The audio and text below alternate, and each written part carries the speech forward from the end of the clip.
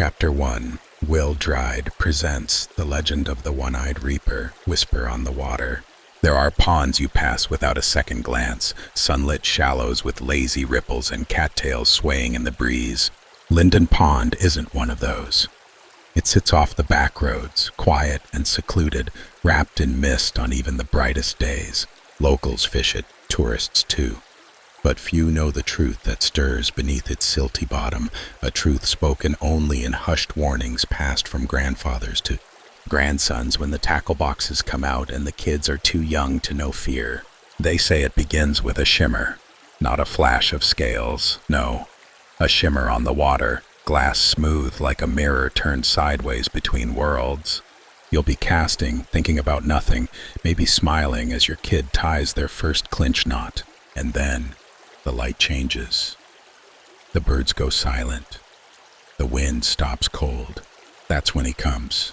The old-timers call him the One-Eyed Reaper, a rainbow trout longer than your forearm, with torn fins and a left eye glazed white like moonstone. Scarred, weathered, spectral. A fish that shouldn't be alive and some say isn't. The legend says he was once the king of the pond, hooked by a boy in the late 1800s who fought him to near death. But when the child fell in, pulled by the desperate tug of the monster, the trout dragged him under. They searched for days, but the boy was never found. Only his rod was discovered, split and sunk into the shore mud like a grave marker. The trout was never seen again, not until the surface turned to glass again. Years passed. Then decades, and every so often, always at the same time of year, someone would disappear. A child, a first-timer, always young, always bright-eyed and eager. People wrote it off. Accidents, foul play, wandered off. But those who knew, they watched the calendar, counted the years, because the One-Eyed Reaper doesn't come for seasoned hands or careful casts. He comes for the innocent. They say the Reaper's power isn't in the flesh, but in the line between our world and his. His ghost walks the edges of that reflection, drawn by emotion, joy, fear, wonder, especially wonder. That wide-eyed look of a kid who just saw their bobber twitch for the first time. That's what calls him. And when he's summoned, it's not the fish you see first. It's the silence. The reeds stop swaying, the frogs hush, even the insects seem to retreat. And then the water darkens, not from shadow, but from memory. The pond remembers what was taken. It hungers for balance, and so it gives the Reaper form once more. They say his gills move even when he's not in water, that he feeds not on flesh but the spark of youth, that he can be caught, but never landed. He breaks every line, snaps every net, but the fly, they say that's the key. There's a pattern tied from black marabou and spectral flash, finished with a red beadhead like a single bloodshot eye. Some say it was tied by accident, others claim it was found clutched in a drowned angler's hand. No one knows for sure, but they call it the Red-Eyed Reaper, and when it's tied right, down to the last cursed wrap, it doesn't just tempt the monster, it summons him. Chapter 2, The Legend of the One-Eyed Reaper, The Glass Hour. The story said it happened every 7 years for 7 days during the first full moon after the solstice. Locals call it the glass hour, a cursed window when Lyndon Pond becomes still, as if the veil between our world and the next has thinned like worn lines stretched too tight. It was day 3 when the Whitmore family came to the water's edge. A father, a mother, 2 children. The youngest, Eli, was only 6 and had just received his first spinning rod that morning, eyes wide. Eager hands fumbling with a tackle tray twice the size of his chest. His sister, Ava, 9, practiced roll casts with more grace than most adults, the line dancing in the air like a ribbon of sunlight.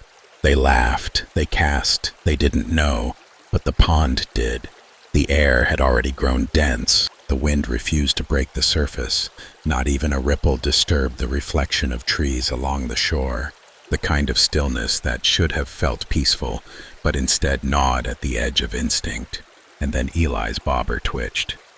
The boy gasped. His parents turned, smiling with encouragement. Ava leaned in, shouting for him to wait. But he didn't. He set the hook. The rod arched immediately. Not bent, arched like it had struck the bottom of the world. What surfaced wasn't a splash. It was a bulge, a rising push of water like something massive had turned just beneath the film. Then came the eye. Milky, faded, enormous. One eye. The Reaper had come. The parents screamed. Ava dropped her rod and scrambled toward her brother, but the line, tight and humming, pulled harder than anything a trout should be able to. The water glassed over, and Eli disappeared. No flailing, no scream, just a single breath drawn in and gone. The surface settled as if nothing had happened. The father leapt in, arms thrashing. The mother cried out, wading waist-deep, reaching into nothing. Ava screamed so loud it echoed through the cattails. The pond only watched. When they dragged the father out, shaking and soaked, his fingers were raw, cut from trying to pull the line back through the mirror. The rod was gone. So was the boy. And in the mud where Eli's footprints once were, lay a fly. Black, flashing red-eyed, the Reaper's mark. That night, the locals returned with lanterns, whispers, and stories. They brought old books, old names, even an old man with a milk-glazed eye who hadn't fished since his brother vanished 50 years before. He took one look at the fly and dropped his cane. "It's been tied again," he said, "and the Reaper's not done. They say if you fish the red-eyed Reaper during the glass hour, you won't just summon the trout. You'll open the door, and once it opens, it doesn't always close." Chapter 3. The Legend of the One-Eyed Reaper. The fly that opens the veil. The Reaper doesn't haunt like a ghost. He waits, bound to a loop of line and memory, summoned not by words, but by thread. They say the red-eyed Reaper fly wasn't designed. It was channeled. A cursed echo from the night the first child disappeared. Its body, black chenille tight like stitched flesh. Its tail, Marabou soaked in water pulled from the deepest eddy of Lyndon Pond. And that bead, that blood-bright bead, a single glowing eye. The fly calls to the fish, but not to feed, to warn. Because when it's cast, it doesn't just drift below the surface. It drifts between worlds. Every tire who's dared replicate it reports strange things. Bobbins that spin without touch, flash that coils like hair, a scent like wet ash rising from the vise. And sometimes, a name whispered in the final whip finish. No two flies ever look exactly the same. The Reaper makes sure of that. Some say it borrows a piece of your fear to complete the pattern. Others say it's feeding off hope, the hope that this time you'll land him. You'll fight the monster and win. But no one has. Those who cast the red-eyed Reaper into Lyndon Pond during the glass hour don't fish long. They feel the pull. Not a strike, a calling, and if they don't cut the line fast enough, if they hold on just for one more second, they don't just feel the fish. They see him, half shadow, half flesh, his spine exposed through translucent skin, fins ragged like torn leaves, one eye clear as death itself, and a mouth that opens not to bite, but to swallow time. They say the Reaper doesn't live in the pond anymore. He lives through the fly.